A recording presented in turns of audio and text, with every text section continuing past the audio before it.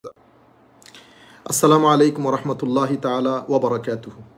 প্রিয় দেশবাসী, আমাদের সর্বস্তরের ভাইরা, আল্লাহ পাকের অশেষ মেহেরবানিতে শেষ পর্যন্ত আমরা আগামীকালকের অনুষ্ঠানের জন্য পারমিশন পেয়েছি।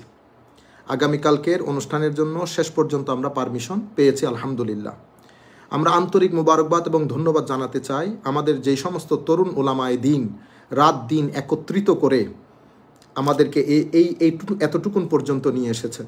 আরও ধন্যবাদ জানাই সরকারের সংশ্লিষ্ট ব্যক্তিবর্গ, যারা অনেক পরে হলেও পরিস্থিতি বুঝতে পেরে আমাদেরকে এই পারমিশন দিয়েছেন। এখন আমাদের করণীয় কি? সম্মানিত ভাইরা, যারা যেখান থেকে আমাদেরকে শুনছেন, যারা আমাদেরকে মহব্বত করেন, যারা আমাদের সাথে সম্পর্ক রাখেন, আমরা গত 2 বছর নিরলস পরিশ্রম করেছি। আমাদের একটা আকাঙ্ক্ষা ছিল, একটা ইচ্ছা ছিল, আমরা আহলুস সুন্নাত ওয়াল জামাত, সুফি, তরিকতপন্থী, শান্তিপ্রিয় বাংলাদেশের মুসলিম জনতা আমরা এক প্ল্যাটফর্মে, এক ছাতার নিচে আসবো ইনশাআল্লাহ। আমাদের প্যালেস্টাইন বা ফিলিস্তিনের ভাইদের পক্ষে, ভারতে নির্যাতিত মুসলমানদের পক্ষে, কাশ্মীরে নির্যাতিত মুসলমানদের পক্ষে, আধিপত্যবাদের বিরুদ্ধে আমরা শেষ পর্যন্ত সবাই মিলে একটা মঞ্চ সাজাতে সক্ষম হয়েছে। যদিও আমরা অবস্থার কারণে, পরিবেশ পরিস্থিতির কারণে এবং সরকারের দিক নির্দেশনায় আমরা স্থান পরিবর্তন করেছি। স্থান পরিবর্তন আমাদেরকে করতে হয়েছে, সেটা ইনশাআল্লাহ পরবর্তীতে আপনাদেরকে জানানো হবে। স্থান পরিবর্তন করেছি, সেই পরিবর্তিত স্থানের মধ্যে আগামীকালকে আমরা একত্রিত হব ইনশাআল্লাহ। এবং আপনাদের কাছে আমাদের যে বিনয়ের সাথে অনুরোধ, এই কথাগুলো আপনারা কান দিয়ে শুনবেন। মনে রাখবেন, এটা মজলুম মানুষের পক্ষে আওয়াজ তোলা, এটা একটা সওয়াবের কাজ। এটার জন্য একনিষ্ঠতা থাকতে হয়, এটার জন্য মাওলাই করিমের সন্তুষ্টির নিয়ত থাকতে হয়। তো যারা আল্লাহর সন্তুষ্টির জন্য একনিষ্ঠতার সাথে কোনো কাজ করেন, তাদের সাথে দাঙ্গা হাঙ্গামা, অরাজকতা, তাদের সাথে জুলম, লাঠি, এগুলার কশ্চিনকালেও কোনো সম্পর্ক থাকতে পারে না। সুতরাং যেই প্রান্ত থেকে আমাদের যে ভাইয়েরা আসবেন, আপনাদের প্রতি অনুরোধ, শান্তি বজায় রাখবেন, শৃঙ্খলা বজায় রাখবেন, হট্টগোল করবেন না, গাড়িতে মাইক বাজাবেন না, গাড়িতে কোনো ব্যানার ইউজ করবেন না, গাড়িতে কোনো আওয়াজ করবেন না। আসুন আমরা কোরআনে পাক এবং দরুদ শরীফ পড়তে পড়তে আসি, কোরআনে পাক এবং দরুদ শরীফ পড়তে পড়তে আবার চলে যায়। দেশ আমার, রাষ্ট্র আমার, রাষ্ট্রের কোনো বৃক্ষ থেকে, গাছ থেকে একটা পাতাও যেন না পড়ে, যেটা আমরা কথা দিয়েছিলাম। আমরা এটা প্রমাণ করব। প্রয়োজন হলে আমাদের গায়ের উপর যদি মার পড়ে, আমরা সেটা সহ্য করব, কিন্তু আমরা রিটালিয়েট করব না। আমরা পৃথিবীকে দেখাবো আমরা শান্তিপূর্ণ ছিলাম, শান্তিপূর্ণ আছি, শান্তিপূর্ণ থাকব। এবং শান্তিপূর্ণ থাকা এটা অনেক স্ট্রং একটা প্রটেস্ট। সুতরাং আমি আবারও আপনাদেরকে বলছি, আপনারা শান্তিপূর্ণভাবে আসবেন, শান্তিপূর্ণভাবে ফেরত যাবেন। মাঝপথে মাইক বাজানো, হট্টগোল করা, মানুষকে ডিস্টার্ব করবেন না। মানুষকে ডিস্টার্ব করলে আমার আল্লাহ নারাজ হবেন।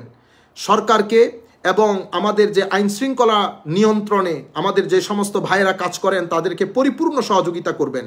হ্যাঁ, কোনো আইন শৃঙ্খলা বাহিনীর কেউ যদি উস্কানি দেয় অথবা এমন কোনো পরিস্থিতির সৃষ্টি করে, আপনারা অবশ্যই তার নাম মনে রাখবেন। আমরা আইনানুগভাবে যেটা যেভাবে করতে হয় সেটা পরবর্তীতে দেখা যাবে। কিন্তু আপনাদের প্রতি আমরা বিনয়ের সাথে বলছি, আইন শৃঙ্খলা বাহিনীর জন্য তাদেরকে আপনারা পরিপূর্ণ সহযোগিতা করবেন, তারাও আমাদেরকে সহযোগিতা করবে ইনশাআল্লাহ। সম্মানিত ভাইরা, আপনারা কালো বেছে আসবেন না, কোনো ধরনের কালো পতাকা বহন করবেন না। কালিমার পতাকা আপনারা বহন করতে পারবেন। আপনারা সবুজ, আমাদের লাল সবুজের পতাকার মধ্যে সাদা করে কালিমা লিখে আনেন, অথবা সাদা কাপড়ের মধ্যে কালিমা লিখে আনেন, কিন্তু কোনো রকম কালো ব্যানার আপনারা বহন করবেন না। আর আপনাদের প্রতি অনুরোধ করছি, প্রোগ্রাম স্থলে যেখানে যেখানে আপনারা যাবেন, সেখানে হয়তো ধাক্কাধাক্কি হবে। ধাক্কাধাক্কি হলে সবর করবেন, ধৈর্য ধারণ করবেন। ইন্নাল্লাহা মাআস সাবিরিন, আল্লাহ ধৈর্যশীলদের সাথে থাকেন। কেউ যদি অতি উৎসাহিত হয়ে উস্কানি দেয়, কালো ব্যাজ বহন করে, কালো পতাকা বহন করে, আপনারা নিরাপত্তা, আমাদের যারা নিরাপত্তায় ভাইরা নিয়োজিত থাকবেন তাদের সাহায্যে আপনারা ওই ব্যক্তিকে সার্কেল করে আমাদের সরকারের যে নিরাপত্তা বাহিনী আছে, পুলিশ ফোর্স বা অন্যান্য ফোর্স, তাদের হাতে সোপর্দ করবেন। আপনারা পরিপূর্ণরূপে চোখ কান খোলা রাখবেন। ফেসিস্ট গভর্নমেন্টের বা কেউ যেন কোনো ধরনের কোনো উগ্রতামি এই অনুষ্ঠানকে ঘিরে করতে না পারে, সজাগ দৃষ্টি রাখবেন। আমরা প্রমাণ করব আমরা শান্তিপ্রিয়। আমরা আমার নবীর ইয়া নবী সালাম আলাইকার স্লোগানে মুখরিত করে আমরা রওনা দেব।